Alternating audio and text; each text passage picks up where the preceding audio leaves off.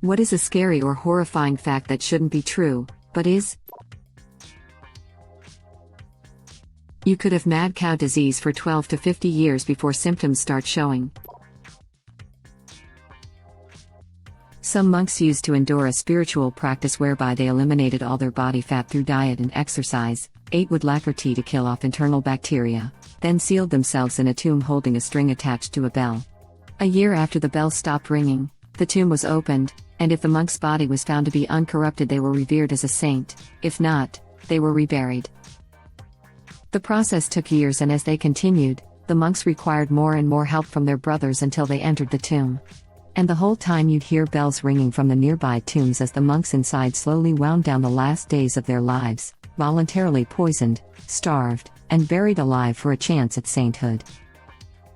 What if the bell never stopped ringing and the other monks became terrified to reopen the tomb? This is the real question. I pray the tomb is shut forever. I pray the rock is never rolled away. I pray that which was buried remains buried, insensate, in perpetual rest with closed eye and stilled brain. Yeah, it's quite impressive how fast your body shuts down when immersed in cold water. We went sailing across the Baltic when I was younger, and off the coast of Finland decided to have a swim off the side of the boat. The water wasn't that cold, 6 or 7 degrees Celsius, but it really didn't take long for muscles to start getting too cold to work, and cramp up, and I can easily believe you might end up in a state unable to climb back up the ladder on the boat, and drown. 6 or 7 degrees is pretty damn cold if you haven't got a wetsuit. You live near a talking lake? That's the real scary fact. There is more actual lemon juice in lemon-scented pledge spray than there is in country time lemonade. Lemonade companies hate him. So that's why it tastes better. 60% of murders are unsolved here in Pakistan. We simply don't have the technology and training of the police officers in the West. Laughs in Brazilian. Cries in South African.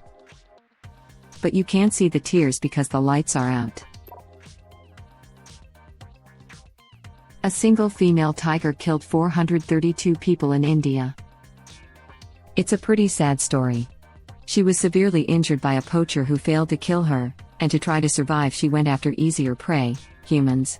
She didn't inherently have a taste for us, she was just opportunistic and hungry. Sounds like an alternate universe of Jungle Book. Not much different actually. The tiger in the Jungle Book had a crippled leg and hunted humans because they were easy prey. The other animals mocked him for it. If I remember correctly, it wasn't that he hunted humans specifically but their livestock. Easy prey and tastier than humans. No wonder she was single. She thought she was a cougar. She's a man-eater. When you get a sunburn, your cells are dying to avoid becoming cancerous. Fatal insomnia. I learned it from this other post. I hope I get to sleep tonight. Edit. Wow, thanks for the awards and the votes. Web link. That reminds me about a guy who documented the whole process. Every time he tried to go to sleep, he would jolt himself awake involuntarily and he would slowly go insane, making several videos mumbling crazy theories and stuff before eventually passing away. The idea of slowly going insane because of the lack of sleep is so effing terrifying to me. That's been happening to me almost every night all of a sudden, so I take comfort in knowing when I lay down to go to sleep tonight and jolt myself back awake, this is what I will be thinking about. I have had insomnia since I was a child and have been on every drug made for sleep. Not even Ambien helped. My doc put me on 50 milligrams of Seroquel and I sleep throughout the night. I'm not saying Seroquel is for everyone, but if you're having insomnia, it might be worth talking to a doctor. My mom doesn't smoke weed, but will eat a weed gummy bear every now and then that my dad makes, and that puts her out. Edit. This comment is getting more attention than I expected, so I want to add this. People struggling with sleep should always start with as little medication as possible. Things like forcing yourself to wake up early no matter how you slept, and natural remedies like melatonin and marijuana should be your first step. If those things don't work, then I'd suggest talking to your doctor about sleep meds. All sleep meds come with negative side effects like taking Ambien at home and waking up in your car 7 hours later in a Walmart parking lot, or cooking something in your sleep without knowing it burning your house down, or Seroquel causing your throat to close making it difficult to breathe. This happened to me on 800 milligrams. A lot of people will have minor side effects like a hangover in the morning, while some have life-threatening ones. Everyone will have some sort of side effect, so please do your research and talk to your doctor. Seroquel is no effing joke. I was in a long-term relationship with someone who took that as part of a regimen of meds for bipolar, and she would be out for like 10 to 11 hours sometimes from one dose of that crap. Thanks for reminding me that I should try to sleep.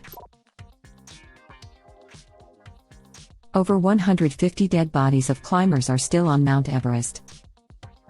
Tourism at Mount Everest in itself is just effed up on so many levels. Into Thin Air is a great read on the topic.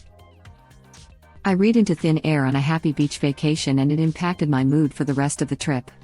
Geez, was that horrifying. I read Into Thin Air when I was pregnant and felt the same way.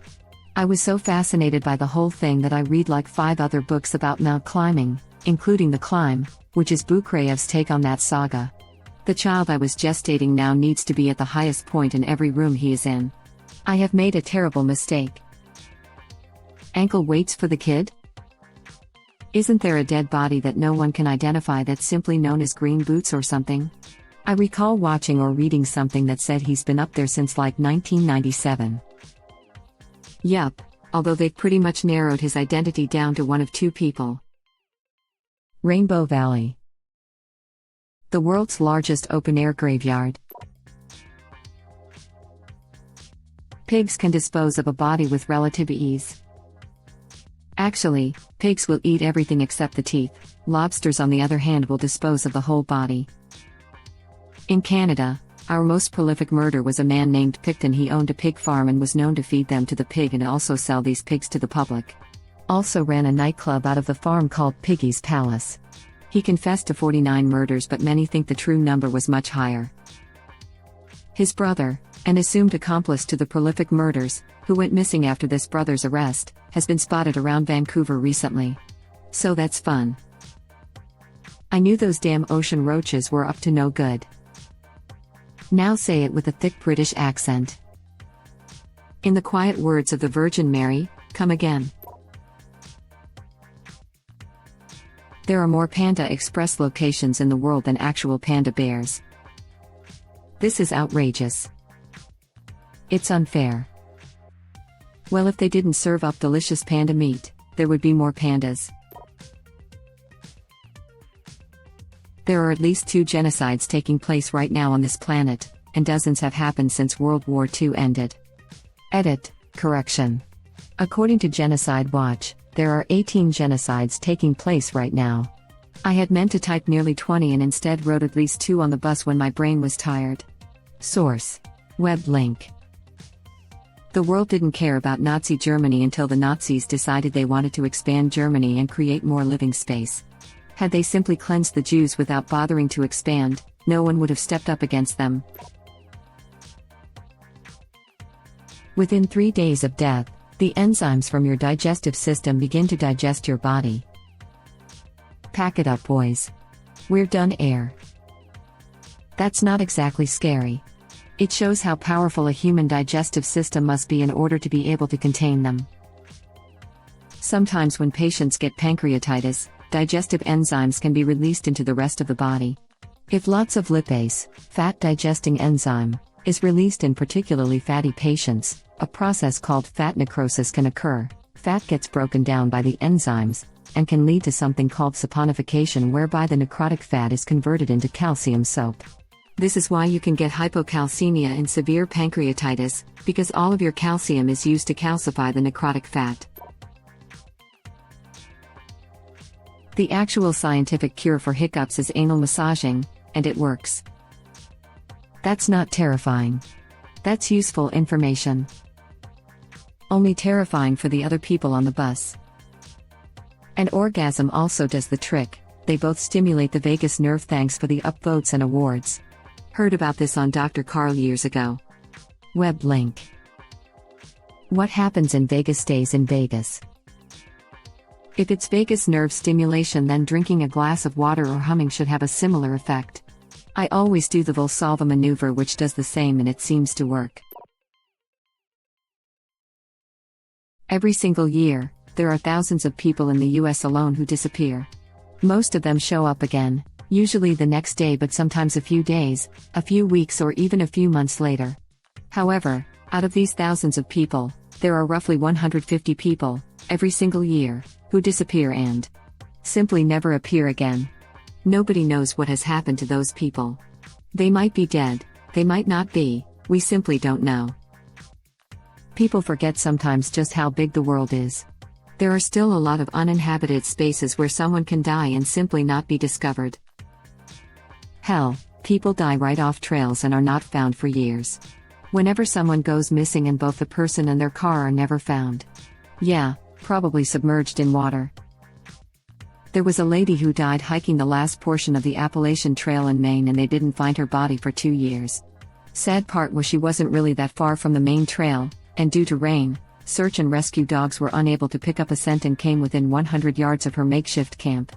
She survived 26 days alone and had kept a journal, including writing notes to her family when she realized rescue likely would not find her. It's incredibly sad and unfortunately not uncommon when people veer off well-maintained and more frequently traveled trails. The forest becomes disorienting. Without proper supplies, hypothermia can set in quickly once night falls. Injuries can occur more easily due to unfamiliarity with new terrain. And even having a sat phone isn't necessarily going to save you. The woman I mentioned, Geraldine Largy, had one that she attempted to text and call from during those 26 days, and she was unable to get enough signal strength for any of those messages to go through. It's incredibly sad, and my heart hurts for her family. Even more so, for the families who haven't been able to get closure. That's why I highly recommend this. All you have to do when in distress is press a button and your exact GPS location gets sent to rescuers. Web link. Somebody found a car wreck in a lake on Google Maps and solved the missing person mystery this way. Can't remember if before or after the Rona, feels like years ago and also yesterday. If it was the one in Florida, I thought it was many years ago, but in Googling it, it looks like it happened again in late 2019. I swear I remember reading about this many years ago though. There was one a few years ago where the cops were testing out some new equipment, radar or a camera or something, in a local lake. They ended up finding not one but two, separate, unrelated wrecks full of missing people. One was a '69 Camaro with the bodies of 3 teenagers who disappeared around 1970. The other was a car from the 50s with 3 people who had disappeared around 1959 or so. It probably didn't happen that way, but can you imagine the kids in the Camaro, in a panic as the car is filling with water, and one looks out the window and sees another car right there with a skeleton at the wheel? Straight out of a horror movie. Years ago, I was driving down through the redwood forest. I pulled over in a little one-car pullout to check the view and stretch my legs. Looking down directly beyond the stone railing, I could see the tops of some very tall trees. And on the top of one of the trees was a bicycle, lying on its side with a plastic grocery bag full of stuff looped onto one of the handlebars. It was a very nondescript pullout, but I noted the mileage and told the lady at the welcoming center a couple miles down the road what I saw and where. It still creeps me out, but hopefully someone just discarded an unwanted bike over the side. It wasn't rusty or anything and the bag still looked new. But it also wasn't a high-end long-distance type of bike you'd expect to see on a road like that. So, edit. To better describe the scene, the bike frame was speared by the tippity top of a giant sequoia tree, 30 to 40 feet down from where I was standing and probably 275 feet up from the ground below. Web link. Oh, man. I was driving once and saw a discarded bicycle sitting on the sidewalk, on a long road with nobody in sight. The thing is, the back wheel of the bicycle was still spinning quickly, as if it had just been dumped seconds ago. But there was nobody there. It goes to show how vast parts of this country are. While my wife and I were on our honeymoon in Gatlinburg, we went up to Klingman's Dome and looked out over the Smokies. I thought to myself that it really would be super easy to just go missing out there. Animals would drag away what's left of you and nobody would ever know you were there. There are a lot of stories where someone goes missing and they find their car and possessions at the edge of some large area and they are never seen again. In the same vein, My mom has a cousin who just literally disappeared back in the late 70s. My great-uncle ran the house like the career Marine officer he was.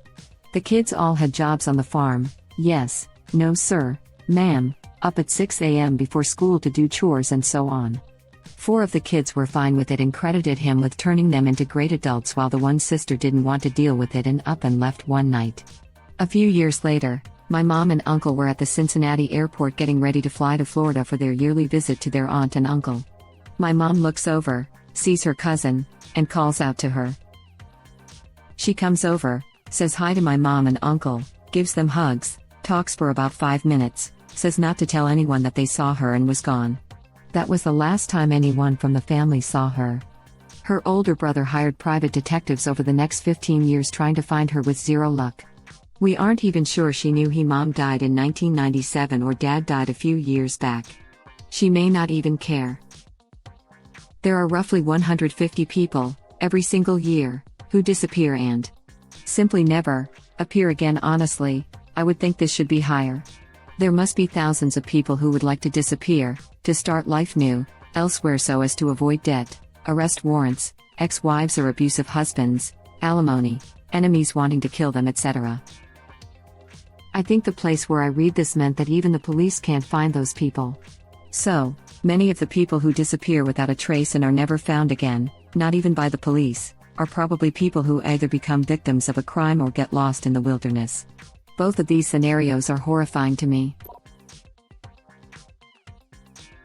In just one kiss, over 80 million bacteria are exchanged. I've tried to use this as a pickup line before. It does not work. Want to swap cooties? All these comments will be read by a robotic voice and played on YouTube. This will also cause many students to procrastinate by listening to that video. This comment will be edited out of the video. And this one. Edit, you are now aware of that little itch. This one won't, it will be random, and no one will know what it's about, leading to an urban legend. Who makes those videos? I got a notification once saying one of my comments make it into one of those videos. It was weird. Thank you for watching. Please subscribe to be the first to know about Red Rabbit Reader's new videos. If you like our videos, please like them on YouTube and share them with your friends. We welcome your comments below. Press to start another of our videos.